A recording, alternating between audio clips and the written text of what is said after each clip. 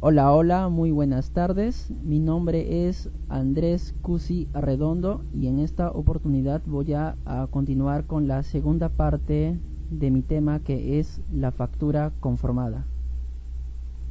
Bien, habíamos hablado sobre la temática del tema.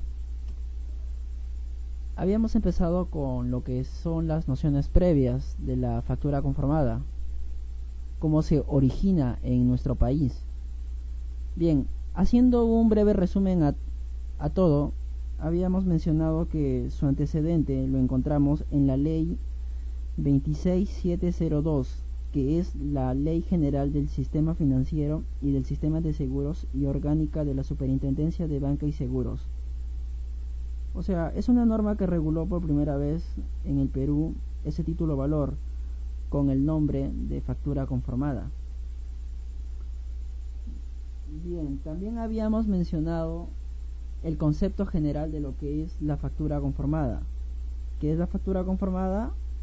Pues la factura conformada es un título valor crediticio que se origina en la compra-venta y en general en todo contrato que transfiera la propiedad de bienes o la prestación de servicios en el que se acuerde el pago diferido del saldo del precio del bien o de la contraprestación del servicio.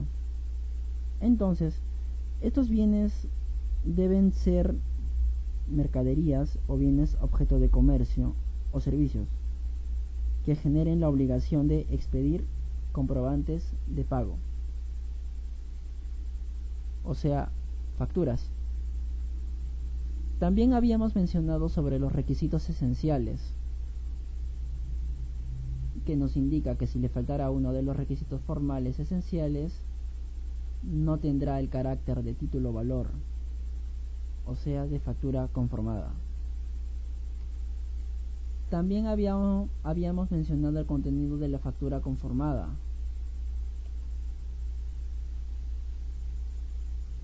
Habíamos señalado mediante un cuadro los contenidos de la factura conformada, entre los cuales habíamos mencionado a la denominación de la factura conformada, la indicación del lugar y fecha de su emisión, el nombre, número del documento oficial de identidad, firma y domicilio del emitente. También habíamos mencionado el nombre, número del documento oficial de identidad del comprador o adquiriente. También el lugar de entrega de las mercaderías o bienes. También el lugar de entrega de las mercaderías o bienes descritos en el título. También habíamos mencionado la descripción de la mercadería entregada, señalando su clase,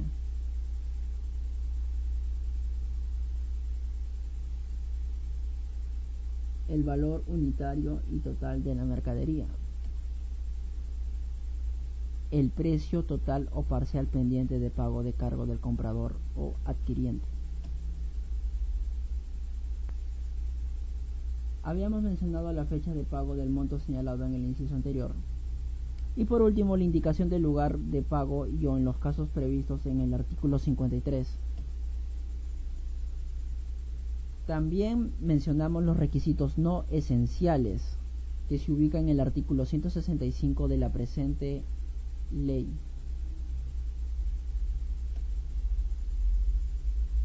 Habíamos hablado sobre las formas de vencimiento de la factura conformada, que podía ser a fecha o fechas fijas de vencimiento, a la vista, a cierto plazo o plazos desde su conformidad, y también a cierto plazo o plazos desde su emisión.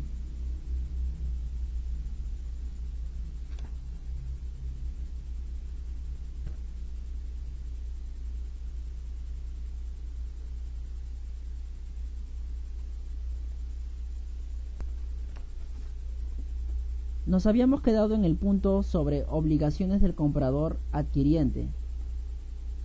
¿Qué nos quiere decir esto? Pues bien, nos quiere decir que las obligaciones cambiarias nacen para el comprador o adquiriente del bien o usuario del servicio desde el momento que estampa su conformidad en el título valor. Eso quiere decir desde que firma aceptando la factura conformada. Bien, y prosiguiendo con el tema, hablaremos sobre las relaciones entre vendedor y comprador y su respectiva ejecución de la prenda. Bien, este punto nos señala que nos dice: cualquier acción o reclamo que tuviera el comprador o adquiriente contra el vendedor o transfiriente por vicio oculto o defecto del bien podrá ser dirigida solo contra este último o contra su endosatario en procuración, sin tener derecho a retener respecto a terceros los bienes ni el precio pendiente de pago, ni demorar el pago según la fecha o fechas señaladas en la factura conformada, como lo indica el artículo 168.1 de la Ley de Títulos Valores. También aun cuando se hubiere acordado la venta directa y extrajudicial de los bienes descritos en la factura conformada, la que se hará sin base y al mejor postor, el tenedor podrá optar por su venta judicial, la que procederá por el solo mérito de protesto o formalidad sustitutoria, salvo que se hubiere liberado de dicho trámite. Eso es lo que nos indica sobre el tema de relaciones entre vendedor, comprador y ejecución de la prenda.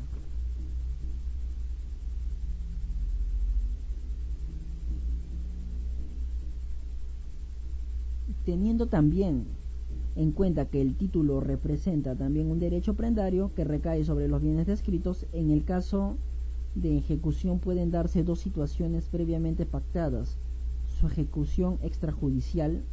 En este caso, el tenedor tiene la opción de proceder a la venta de los bienes prendados directamente según lo pactado, o recurrir al Poder Judicial para ese fin. Si opta por la ejecución extrajudicial, se hará sin base y al mejor postor. Bien, ahora hablando del pacto de intereses.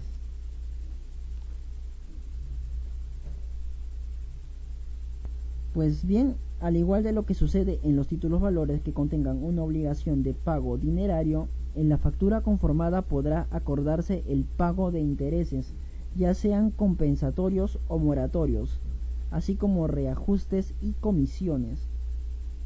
Y para ello deberá consignarse en el título valor una cláusula especial de pago de intereses y reajustes, en la cual se convenga la tasa de interés compensatorio que devengará hasta la fecha de vencimiento del título valor, así como las tasas de interés compensatorio y moratorio que se generarán durante el periodo de mora. Ahora, hablando sobre las normas aplicables, como lo señala el artículo 171 de la presente ley, nos dice: son de aplicación a la factura conformada en cuanto no resulten incompatibles con su naturaleza las disposiciones referidas a la letra de cambio. Esto quiere decir que se aplican supletoriamente a la factura conformada las disposiciones de la ley referentes a la letra de cambio, en la medida que no exista norma pertinente, se recurra a las reglas básicas aplicables a los títulos valores en general. En algunos aspectos, la ley se ha encargado de establecer la diferencia regulando de forma especial cierta materia. Así, por ejemplo, la norma relativa a los intereses es recogida de las normas relativas al pagaré, difiriendo de la forma de fijar los intereses para la letra de cambio. En algunos aspectos, la ley se ha encargado de establecer la diferencia regulando de forma especial cierta materia. Así, por ejemplo, la norma relativa a los intereses es recogida de las normas relativas al pagaré, y así difiriendo de las normas de fijar los intereses para la letra de cambio. E igualmente la norma relativa a la fecha o fechas de vencimiento es recogida del pagaré, difiriendo en este sentido de la forma de fijar el vencimiento en la letra de cambio. Y bien, en lo que se refiere al girado aceptante de la letra de cambio, como sujeto de la relación jurídica, guarda semejanza con el comprador que otorga su conformidad con la entrega de la mercadería, quien además recoge la condición de girador propiamente dicho, desde el momento en que la factura conformada solamente se considera emitida cuando es suscrita por el comprador. Antes es solamente un documento creado que no tiene un sujeto que incorporar una legitimación pasiva. Bien.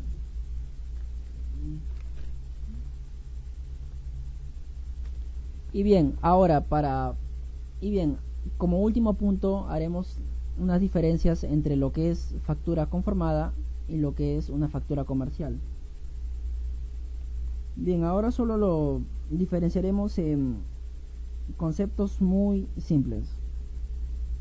Para empezar, la factura conformada es un título valor que se regula en la ley de títulos valores, mientras que la factura comercial no es un título valor, siendo un comprobante de pago y que está regulada por el reglamento de comprobantes de pago emitido por la SUNAT.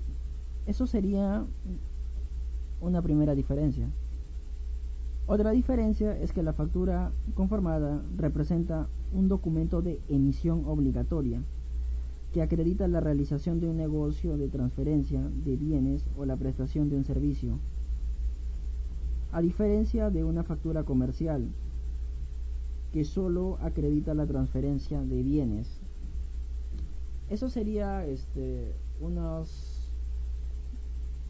diferencias muy simples de notar. Bien, entonces eso sería todo con respecto a mi exposición sobre lo que es la factura conformada.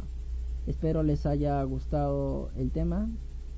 Bueno, les deseo éxitos a todos. Muchas gracias. Nos vemos.